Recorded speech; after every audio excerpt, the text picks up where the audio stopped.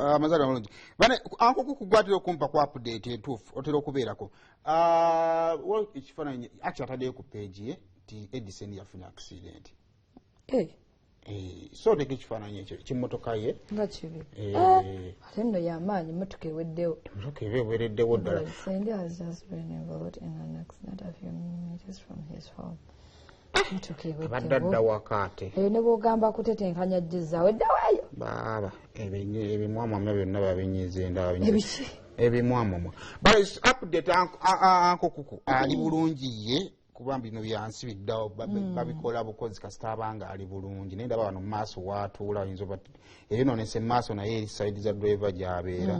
ndabanga awatali wafu nnyo kale naye nga tusabe abeere nga ye ali bulungi ebirala tunaayiiya naye nga tukiyo update ebirala tujja kuba twongera okuba nga tukola ki katusuubire ali bulungi era tusaba abeere bulungi.